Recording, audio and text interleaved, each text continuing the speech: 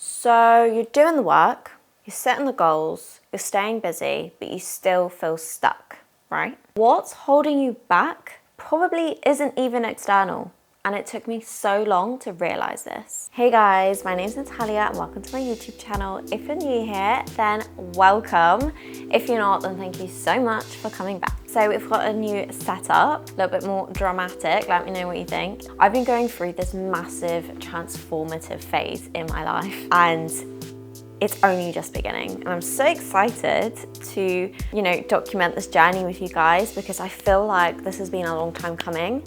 I'm stepping into my higher power and I'm gonna be taking you along the way. I'm gonna be sharing everything. I'm gonna be sharing all there is to know about becoming that most confident version of yourself, that version that you aspire to be, you didn't even think you could become. I'm so excited to share today's video with you guys. It's about not letting yourself hold yourself back.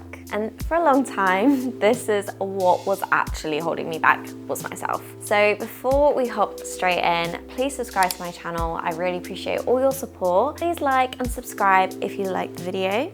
And yeah, let's just start. So the common things that hold us back is things like time, money, fear of failure, lack of support. So when we say we don't have enough time, this is something that I've said so many times in my life for multiple different areas. When we say we don't have enough time, what this really means is that we just don't want to prioritize it. And I know you don't want to hear that because, we've all got things going on in our lives. We've got more important things to deal with than prioritizing something that isn't so important. But really what you're doing is you're keeping yourself busy with things that are urgent but not aligned. You're avoiding it. You're avoiding prioritizing something that is actually going to help you move forwards. This is an important step, but it can be really uncomfortable. And that's often why we don't actually want to take action. It's not because we don't have the time, it's because it is uncomfortable. Things like putting ourselves forwards, pitching ourselves. Recently, I started to recognize that I was making this excuse a lot and I've started to take action on it.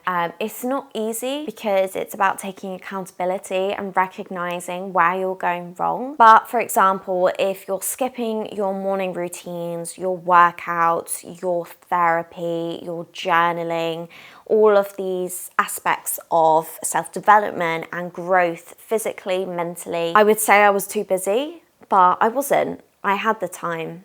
That 30 minutes scrolling that I would do every morning as soon as I wake up, that was wasted time. And honestly, it's actually just not good for you at all. Like, it's better to just sit there in silence without all these distractions going on. So I started charging my phone outside of my room. The truth is your nervous system is tired and overwhelmed. It's not because you lack time. Your business probably feels stuck because you keep promising yourself that when you're less busy, you're going to outreach to potential clients, right?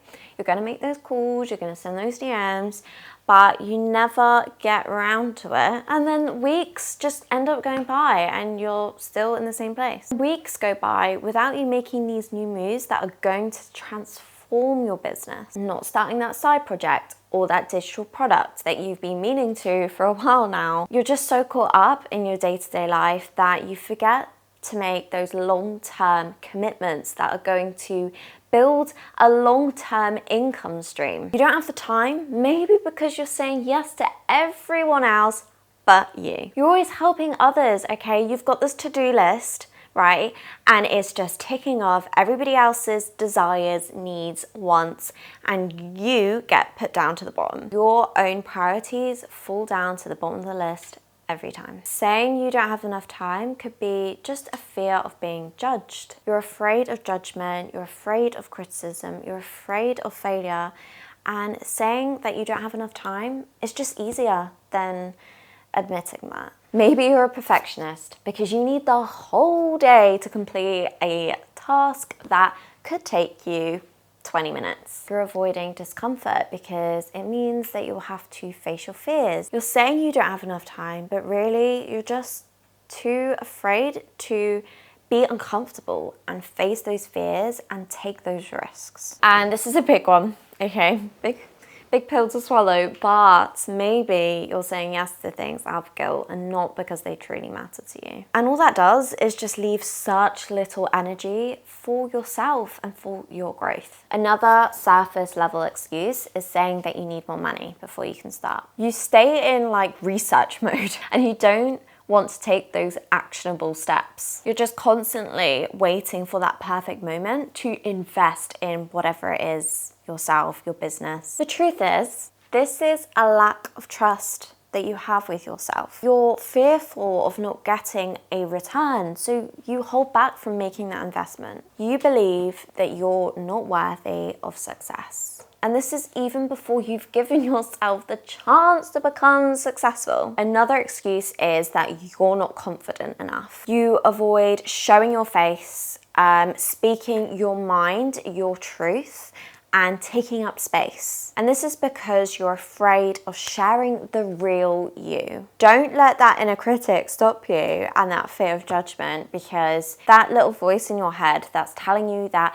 you're too much and that you're not good enough, don't allow that inner voice telling you that you're too much or you're not good enough, because it's most likely just old baggage, old stories, what other people have said to you in the past, and it's not fact. Other people are already doing it better. Comparison. You're comparing yourself to everybody else and you're too afraid to stand out. You don't realize that you can stand out. You don't need to be the same as everybody else. You keep comparing yourself to everybody else.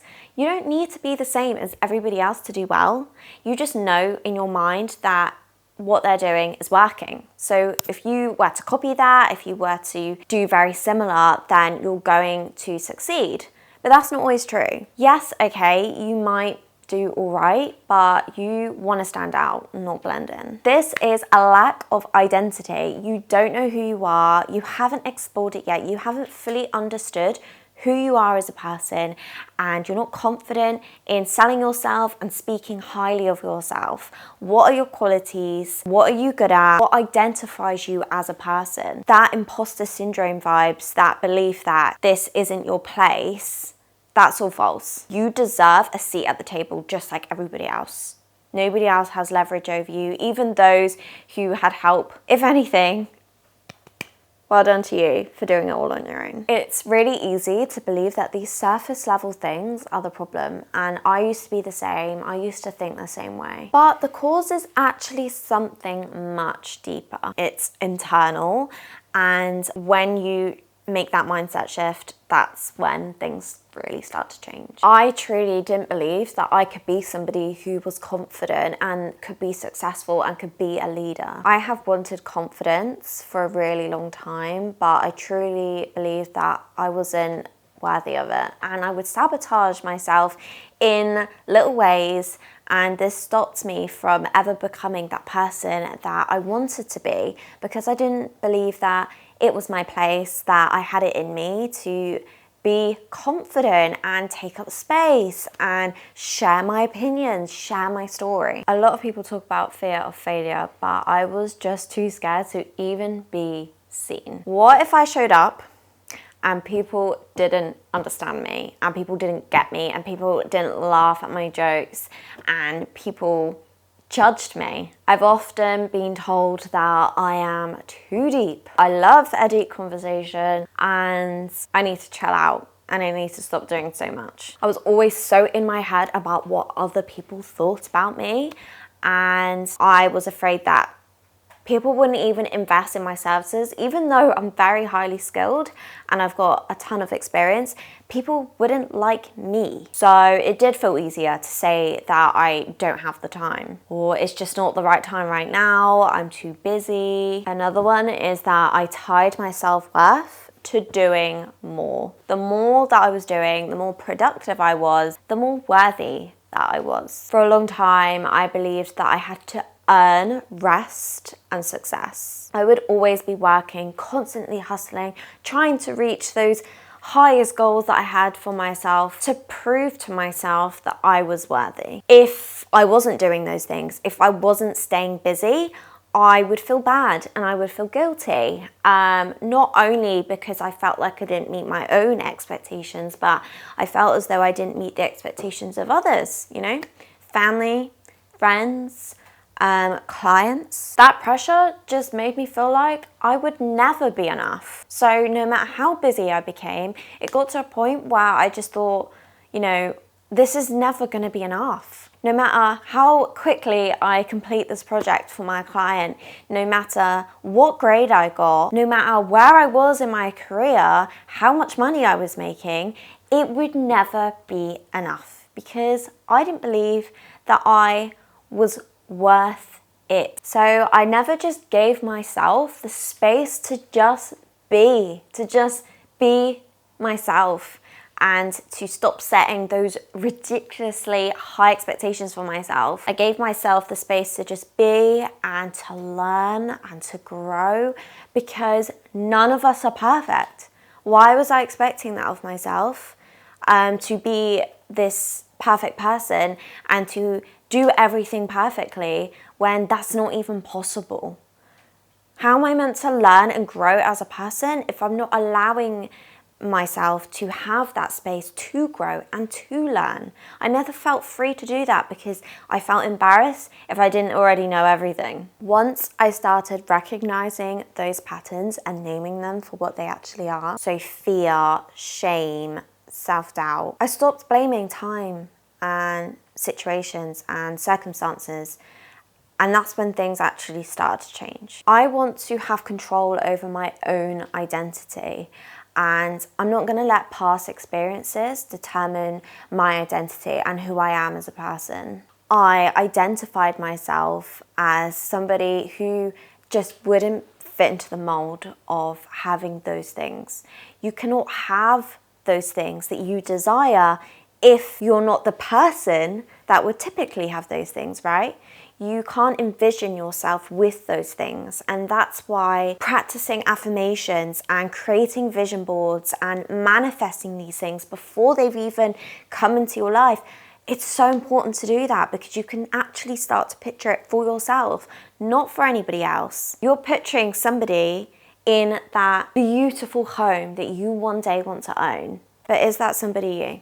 The truth is that things didn't change overnight, and it took time. Things started to change in the beginning when I decided to stop running from it and to just accept it and sit with it. And that can actually be the most difficult part, honestly, because it's shifting your mindset and deciding to make that change for yourself, becoming open-minded to the possibility of you changing your mindset. Those beliefs that you've held on to for so long, you're going to finally break free from them. And to even, welcome that into your life and to welcome change, that is honestly probably the most difficult part of all. Those limiting beliefs that you have of yourself, where you tell yourself all the time that you're not good enough, that you're not confident enough, that you can't speak in front of crowds, that you can't be on camera, that you can't start that business or that side project, start that fitness journey, start eating healthy, start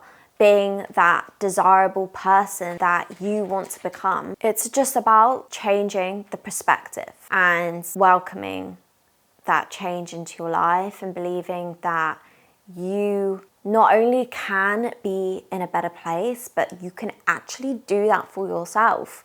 Like, you need to shift from that victim mindset that, you're just unlucky. No, you're not just unlucky. You can create those things for yourself. So I started journaling recently, and that helped me slow down and to really look inwards and actually hear what was going on internally, because I had a bit of a burnout period where I worked a lot of hours, and I thought that, I was doing so well until I hit a breaking point. And I hit a breaking point because I actually realized, hang on, this is wrong. This is actually embarrassing that I'm putting myself through the stress.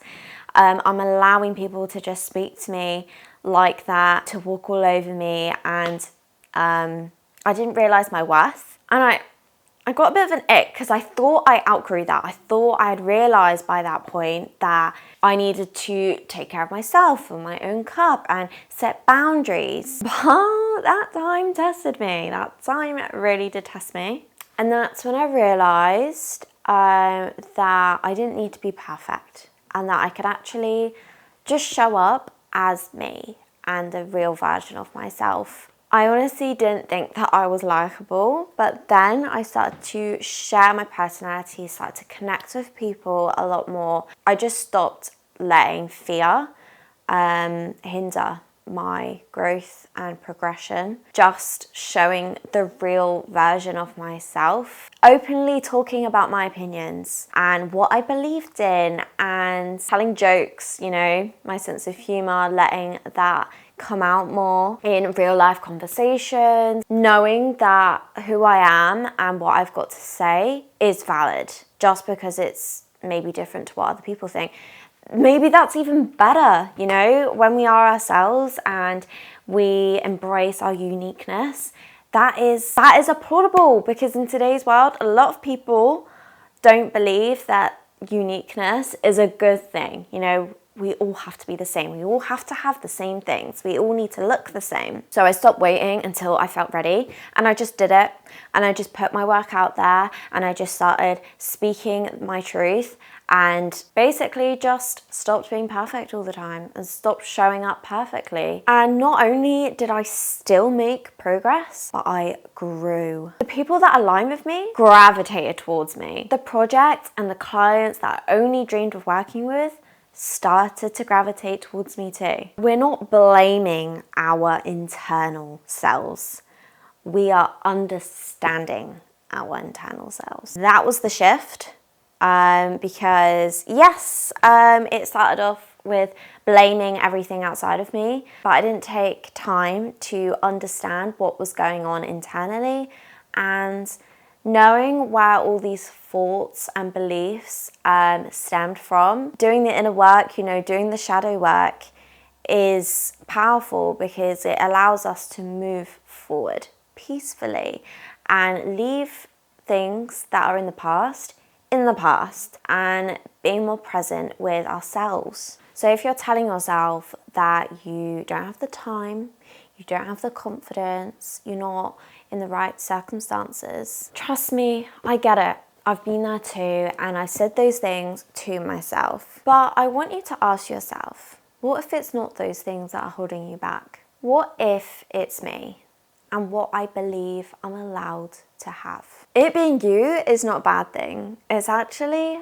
a great thing, because if you are the problem, then you are the solution. You don't need to be perfect.